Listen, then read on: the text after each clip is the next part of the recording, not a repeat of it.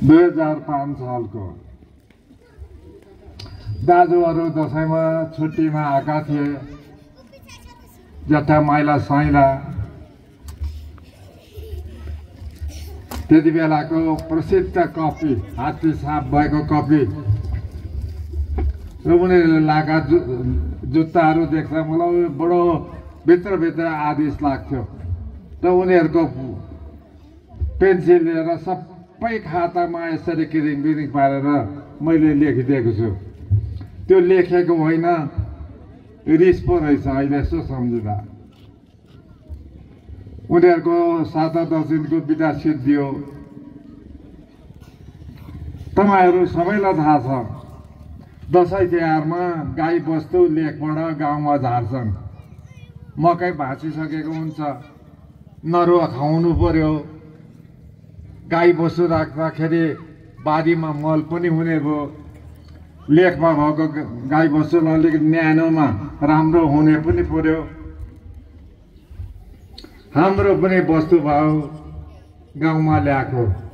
गाउँबाट नरुवा खुवाउँदै खुवाउँदै धेरै तल निभे खोला। तपाईँहरूलाई थाहा छ अहिले त्यो पुल छ कि छैन? हाम्रो घरबाट सोझै तल आउँदा एक सल्ले भन्थ्यो, एउटा सिङ्गल एक सल्लाहको रूपमा गाउँलाई एक सल्ले डाँडा भन्छौँ।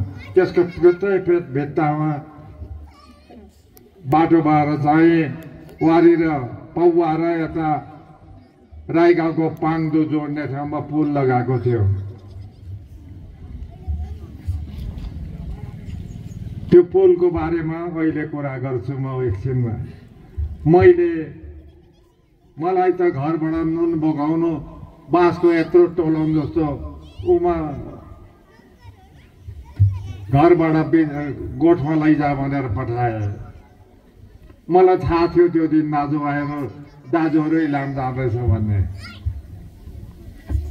अनि नुन लिएर आएर खोलादेखि पारी भनेको यता वारीपट्टि पाङदु फेदमा जहाँ हाम्रो गोठ थियो त्यहाँ नुन राखिदिए। गोठालालाई जिम्मा लगाएर एक्लै अझै पनि त्यहाँ 2टा खोल्साहरू हुनुपर्छ। त्यो बाटो एक्लै आएर यो मारवाडे रामा जहाँनिर घुम्ती छ बाटो त्यही हो, इलाम जाने बाटो। त्यहाँ ढुकेर बसिरहे दाजुहरूलाई। सानै थिएँ म, 5 सालमा 9 वर्षको उमेर होला। मैले पढ्नु थालेको धेरै ढिलो भन्नुपर्छ, 9 वर्षको उमेर। रुङ्दा धेरै बेर भएपछि आइपुगे। उनीहरूको साथमा म पछि लागेर गएँ। त्यो हल्ला पुगेछ घरमा। फर्काउनु भनेर चाहिँ हाम्रो बाबुहरूको कामदाम गर्ने तामाङ बुढा चन्द्रमान तामाङ, यो धर्मेन्द्रको घरको भित्तामा अहिले राजेन्द्रले घर बनाएको ठाउँमा घर त्यही थियो उनीहरूको। ती बुढालाई पठाएछन् फर्कारले भनेर। फर्केन, मानेन भने लैजानु भने। यसरी म फर्किनँ। मलाई इलाम सात दाजुहरूले लग्यो। यो डाँडाको यही डाँडामा मलाई भेटेर फर्काएको भए म के हुन्थेको नि। तर यो डाँडाबाट म गएकै गर्दाखेरि मेरो नाम पनि बदलियो, जीवन पनि बदलियो। घरमा मलाई ओझाङ भन्थे। स्कुलमा भर्ना गरिदिएछ क्लास 2 मा दसैँ पछाडि। तेलविक्रम भन्छ। कसले चिन्छ र तेलविक्रम? अरूको चाहिँ हरिप्रसाद भन्छ, यस सर भन्दै भन्छ। केशव प्रसाद यस सर भन्दै उठ्यो। तेलविक्रम भन्छ, कोही उठेन। नउठ्ने मध्ये विद्यार्थीमा म चाहिँ एउटा कान्छा गुरु भन्दै थिए। तिनले तै होस् भनेर कान समातेर निमोठेर 2 सात बेत खाने आफ्नो नाम नजान्ने भनेर मेरो नाम बदलियो तिल विक्रम भए म यसरी जीवन नै मेरो बदलियो यो डाँडाको ठुलो महत्त्व मलाई अहिलेसम्म सम्झन्छु त्यो पुल लिम्बूहरूमा नेम्माङले सम्झिनु पर्ने हो किन सम्झिँदैन धर्मेन्द्र यहाँ छ उसको किताब के जाति बुढो पाकाका कुरा भन्ने छ अरे छ कि छैन त्यहाँ एउटा पुल थियो हाम्रै गाउँमा फलाम ल्याएर पिटेर झुन्ड्याएर एक तत्ते फलेक राखेर वारिपारि गर्ने पुल थियो त्यो पुल बनाउने जेठा बाजेको छोरा जेठा हाम्रा बाजेहरू चेनबाईकै 4 भाइ हो त्यसमा चामल सिंहको जेठा छोरा राजबल उसले बनाएको पुल र त्यो राजबल बुढा मान्छेले निबु खोलामा अन्यर तर्ने पुल बनाएको छ जसरी तम्बर खोला पारी र वारी याङ्ग्रोप जोड्ने पुल एकजना आङबुङ लिम्बुनीले बनाइन् लिम्बुनी पुल भन्थ्यो अहिले पनि छ त्यो पुल यो पुल बनाउने हाम्रा बाजेको बारेमा हाम्रो नेम्बाङहरूले खोजेर लेख्नुपर्छ सामाजिक क्षेत्रमा ठुलो देन थियो त्यो यातायातको बारेमा ठुलो देन थियो त्यो यसरी आज यो डाँडामा हामी छौँ यो डाँडामा ठुलो टार थियो अरे त्यसलाई जसपति टार भन्थ्यो अरे जसपति भनेको मेरो बाबुको बाबु उसको बाबुको बाबु मैले अघि चामु सिंह भने पुल बनाउनेको बाबुको नाम त्यो चामु सिंह समेतको बाबुको नाम जसपति जसलाई शेर प्रताप पनि भन्थ्यो आज यो ठाउँमा नाति पनाति जनाति मलाई तपाईँहरूले एउटा सम्मान गर्नुभयो यसरी म यहाँबाट गोठबाट भागेको केटो कहाँ पुगे म धेर कुरा भन्दिनँ मेरो जीवनमा आएको एउटा परिबन्धको कुरा म गर्छु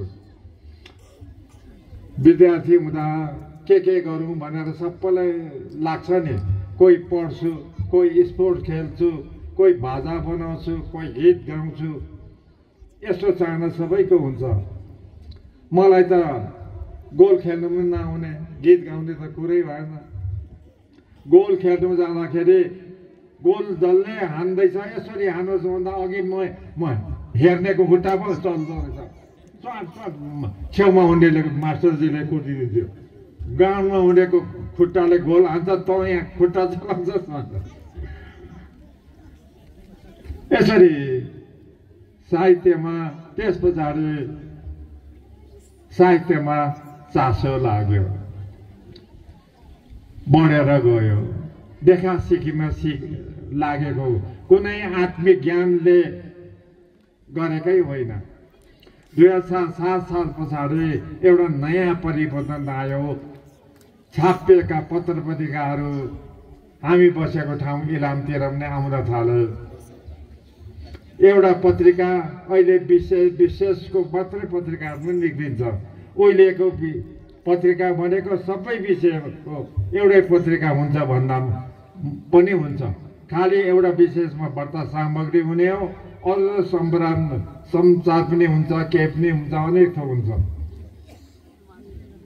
युगवाणी बनासमा आउँथ्यो त्यसमा बाल संसार त्यसमा नाम लेखाउने होडबाजी नाम बाल संसारमा नाम छापिएपछि त ला म पनि त आएछु नि भन्ने उ हो अनि कविता लेख्ने भन्यो त्यति बेला महानन्द सापकोटाको विशाल नेपालको कविताहरू बहुत पपुलर थियो 8 साल 9 सालमा त्यही कविता सारेर पठाउँथ्यो अनि मेरो भन्दा यसरी देखा सिकीमा साहित्यमा लाग्यो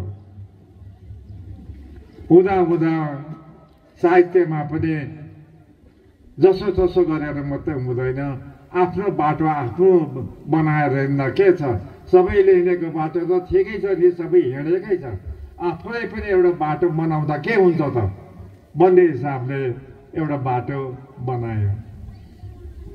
साथीहरूले चाहेको पनि थियो, तर ठुलो कुरा त फन्डको कुरा हो, पैसाको कुरा। म बिरामी थिएँ, दबाई खर्ने पैसा हो, मलाई आश गर्थे। अनि म सम्पादक भएर म कलेजबाट निस्किसकेको अर्को कलेजमा पढ्थ्यो मेरो भाइ, तपाईँहरूको पहिलो पालिका प्रमुख अमर कुमार नेमाङ, सेन्ट जोसेफमा पढ्थ्यो। तँ प्रकाशक भएर पत्रिका दर्ता गर्दे भन्यो, उसको काम त्यति थियो, गरिदियो। अनि मेरो गोजीमा वन्जेल 5 अङ्क निकाल्यो, गोजीमा पैसा सिद्धियो, पत्रिकामा सिद्धियो। जे होस् त्यो पत्रिकाले अहिलेसम्म चर्चा पायो। किन पायो? राजनीतिमा पनि गाली खायो भने चाहिँ छिट्टै नेता हुँदो रहेछ। साहित्यमा पनि गाली खाँदा खाँदा खाँदा खाँदा ठुलो साहित्यकार भएर हामी इस्टाब्लिस भयौँ। त्यो गाली नखाएको हुनु हो त अरू जस्तै त हुन्थ्यो, अरू जस्तै भनेको उस्तै हो, तर अरूभन्दा भिन्न भएको हुनाले गाली खाँदा खाँदा साहित्यकार भयो। जीवनमा एउटा चिज आयो, आफ्नै बाटो हिँड, आफू जस्तै हो, अरूभन्दा भिन्न हुन सिक भन्ने ज्ञानले साहित्यमा लामो समयसम्म यो धारणामा हिँडियो। तर मैले त धेरै थोक साहित्यमा लागेर पनि धेरै लेख्न सकिनँ। सँगसँगै अनेक थोकमा हात हालियो। आफ्नो मातृभाषा सिक, मातृभाषालाई आफ्नो लिपिमा सिक भन्ने कुराहरू पनि आयो। नभन्दै हिउँदे बिदामा घर आउँदाखेरि 2012 सालमा एउटा अङ्ग्रेज आएर हाम्रो घरमा बसिरहेको थियो। त्यो चाहिँ लिम्बू भाषा जाति सम्बन्धमा लन्डनमा पुर्याएको कागजपत्र लिएर चाहिँ अध्ययन गर्न आएको रहेछ। कुरो यसो भएछ, उनले सोचेको भन्दा भिन्न भएछ। उनले बटुलेको कागजपत्रहरू धेरै अगाडि विक्रम सम्वतको 1903 भन्दा अगाडि नै हडसन भन्ने अङ्ग्रेजले दार्जिलिङ छोडेपछि दार्जिलिङमा बसेर बटुलेको कागजपत्रहरू रहेछ। त्यो कागजपत्रहरू उनले लेख्नु लगाएको हो अधिकांश चाहिँ। त्यो गर्नेमा चाहिँ लिम्बू भाषा बोल्नेहरू खोज्दै जाँदा तम्बुर खोलेहरू परेको रहेछ, कोही कोही छत्थरे परेको रहेछ। एकजना चारखोल साखेजुङको मान्छेको कथा कुरा छ, पानथरीको कुरा चाहिँ छैन। अनि त्यो कागज पढेर चाहिँ त्यो तम्बर खोला हिँडेको रहेछ, काठमाडौँ आइपुग्यो। त्यति बेला चाहिँ काठमाडौँबाट उसलाई एउटा नेपाल सरकारले एउटा के सरकारी मान्छे दिन्छ, के भन्छ त्यसलाई, एउटा राणा परिवारकै रहेछ। त्यसलाई लिएर चाहिँ आउनु खोज्दा कहाँ जाने त भन्दा एकजना लिम्बू जो पछि गएर चाहिँ 19 सालमा 21 सालमा भूमि विस्तार अधिकारी पनि भयो, तिलबहादुर लक्ष्म। अनि उसले त दार्जिलिङमा मैले चिनेको काजीमान कोन्दोङमा छ भनेर त्यति बेला बाटो पनि अहिले जस्तो भित्रभित्रबाट होइन, दार्जिलिङ आएर पशुपति फाटक हुँदै इलाम भएर नेपाल पस्ने बाटो थियो। त्यही बाटो आउँदाखेरि काजीमानलाई घुमबाटमा भेट्दाखेरि हरेक मेरो साथीहरू छ मसँग पढ्ने, दिल्ली बहादुर, दिल्ली विक्रमहरू छ, उसको बाबु इलाममा अमिनीमा हाकिम छ, सुब्बा छ, लु त्यहाँ जाउँ, त्यहाँबाट सजिलो हुन्छ भने। अनि त्यहाँबाट इलाम अमिनी इलाममा आएपछि तम्बर खोला त के को तम्बर खोला, मेरो गाउँमा लिम्बू भाषाका सबभन्दा ठुलो विद्वान छ रन्दोज भन्ने केटा भर्खरको, त्यसकोमा जानु, मेरोमा बस्नु भनेर रन्दोज दैमा गाउँ पठाउँदाखेरि सातमा बुढाबुढी ती आँखालाई राखेर चाहिँ जम्मा टोटल 7 हप्ता बसेकोमा बस्नुपर्ने हो। कति दिन बस्यो र यसरी ऊ आएको बेलामा हाम्रो पनि हिन्दू उताको छुट्टी हो पुसमा। म आउँदाखेरि त्यहाँ देखेँ र लिम्बू भाषा लेखेको ओरेको पढेको देखेपछि अनि मलाई नै सिक्न र लाग्यो, कर पनि लाग्यो, बाबुले सिक्नुपर्ने भयो। यसरी मैले 2020 सालको अन्तदेखि सारतापमा बसेँ। झन्डै झन्डै 11 वर्ष जति सारतापमा बस्दाखेरि मैले लिम्बू भाषाको खास गरेर चाहिँ सत्याङ्गमा पन्थीहरूको साहित्य पढेँ, रन्दोजको लेखौटहरू पढेँ र मातृभाषाको उत्थानमा चासो पनि लाग्यो, महत्त्व पनि बुझ्यो। अनि नेपाली साहित्यमा त मेरो अध्ययन त्यस बिचमा 2020 देखि 2031 सम्म 4-5 कविता लेखेर अरू काममा लागियो। यसरी नेपाली साहित्यमा लागेको हुनाले वैराग्य भइयो र 2046 को जनआन्दोलन पछाडि आएको संसदीय व्यवस्थाको जो पुनर्स्थापना भयो, त्यस पछाडि गठन भएको नेपाल राजकीय प्रज्ञा प्रतिष्ठान भन्थ्यो त्यति बेला, त्यसको सदस्य निर्वाचित हुन म पुगेँ। अब फेरि मेरो जीवनको मोडै अर्कोतिर गयो। प्रज्ञा प्रतिष्ठानमा गएर त लेख्ने काम त होइन रहेछ, लेखाउने पो काम रहेछ बढी त। लेख्ने त घरमा बसेर मात्रै रहेछ। एक र पैसा छैन। उहिले राजाको पालामा तलब भन्दैन थियो अरे, अनरन भनेर चाहिँ सम्मान स्वरूप भनेर अलिकति पैसा दिने। म पनि के न पायो भनेर चाहिँ गएँ, परिवारलाई लिएर गएँ, खेतीपाती छोडेर गएँ। घर बस्नु भनेको त 9,000 कि 10,000 भाडा लियो, अनरन भनेको कि तलब भयो 5,000 कि कति दिन्छ सुहाव। अब गएपछि फर्केर आउँ खेतीपाती गर्ने, काम छैन। दाजुभाइ बस्यो, हाक्टी भन्दाखेरि चाहिँ तास खेलेर बस्यो, के गर्यो बस्यो। त्योदेखि अर्को कामै छैन। कि भैँसी तेरो भैँसीले कति दिन्छ, तेरो गाई चाहिँ कस्तो खालको हो भन्ने कुरा त त्यतिमै मात्रै छ।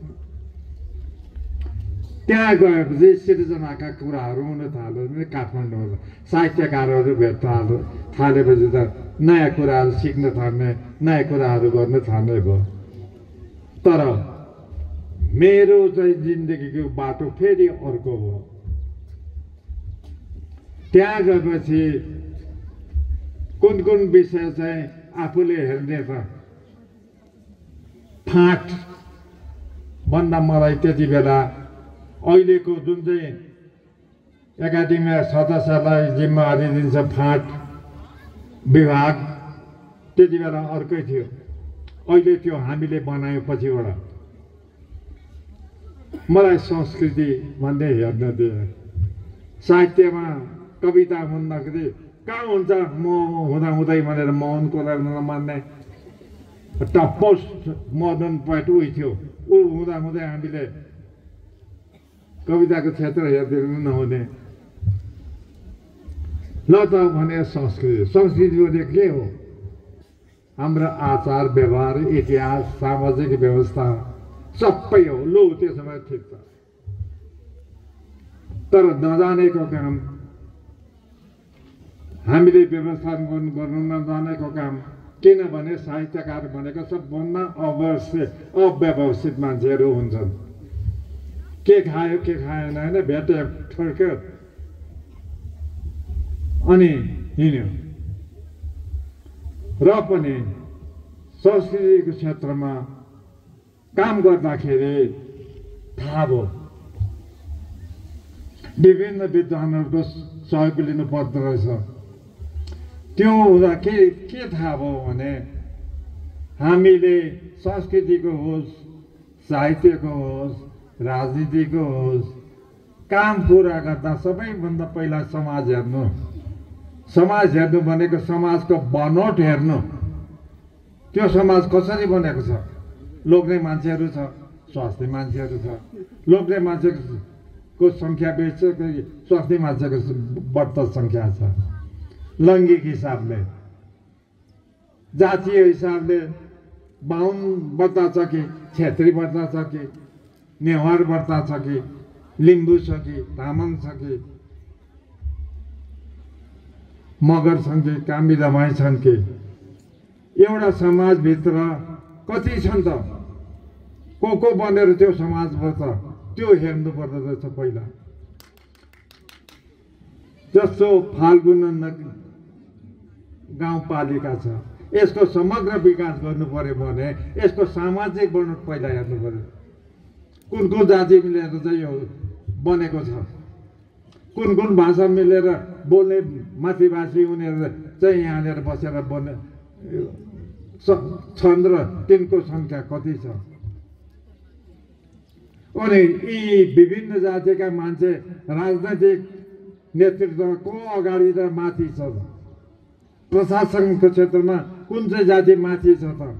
कुन चाहिँ जाति हेपिएको छ? कुन चाहिँ जातिलाई बाहिर गरिएको छ त? यो सबै नहेरिकन त हुँदैन रहेछ। म त छक्क परेँ। खालि मान्छे नेपाली भनेर हिँडेको म, नेपाली त अनेक थोक हुँदो रहेछ त। बाहुन, छेत्री, कामी दमाई, राई, लिम्बू, तामाङ, शेर्पा अनेक मिलेर पनि नेपाली बन्दो रहेछ। अनि यो सबै चिजलाई नबुझिकन काम गर्यो भने नेपालको नेपालीको लागि हित हुने काम चाहिँ नहुने रहेछ। हामीले हेर्नुपर्ने काम यो रहेछ। त्यही हिसाबले मैले हेरेँ काठमाडौँमा नेपालीमा त साहित्यको गोष्ठी भइराखेको छ। अनि इन्डियाको सङ्गतले हो नेपाली र हिन्दी कवि सम्मेलन हुन्छ। अनि बढ्ता भयो भने मैथिली जोडेर मैथिली हुन्छ। अनि नेवार, त्यो बाहेक त भाषै छैन त भनेर चर्चा हुँदैछ। नेपालमा त धेरै भाषा बोलिँदो रहेछ त। अब मैले के गर्ने त भन्दा एकजना राई भाइ थियो ठुलो, उसले नेपाली पत्रिका निकाल्थ्यो। उसँग मिलेर किराँत कवि गोष्ठी भनेर हामीले थाल्यौँ। मैले बहुभाषिक कवि गोष्ठी गर्दा नेपाली, हिन्दी, मैथिलीलाई मात्रै लिएर गर्नेहरूको विरुद्ध किराँत कवि गोष्ठी भनेर किराँत भाषीको सुरु गऱ्यौँ। एक साल, अर्को साल त अर्को भाषीहरू आयो, तामाङहरू पनि आयो, शेर्पा पनि आयो, गर्दा बहुभाषिक भएर गयो। त्यो गोष्ठी धेरै लामोसम्म चल्यो, 2062-63 सम्म चल्यो त्यो। यसरी मैले भन्न तपाईँहरूलाई खोजेको के भने एउटा कविको बाटो कहाँ गएर चाहिँ अल्मलिएर छरियो। कविता मात्रै लेख्ने उसको ड्युटी हो। म लिम्बू हुँ तर नेपाली भाषाको कवि हो। साहित्यकारको हिसाबले म नेपाली साहित्यकार हो, तर मातृभाषाको हिसाबले लिम्बू हो। त्यसमा पनि मेरो कर्तव्य थियो, मेरो जिम्मेवारी थियो। यसकारण हामीले हाम्रो जिम्मेवारी वहन गर्दाखेरि हाम्रो सामाजिक बनोटलाई ध्यान दिनुपर्ने रहेछ भन्ने कुरा ज्ञान भयो। कहिले व्यक्ति विशेष त कहिले विषय विशेष प्रस्तुति, गाउँ, समाज, राष्ट्र र सिङ्गो विश्वप्रतिको चासो, निष्कर्षको लागि छलफल, ध्यानाकर्षणको लागि विषयवस्तुको उठान, रोचक विषयवस्तु, फरक प्रस्तुतिको साथमा नयाँ कुरो।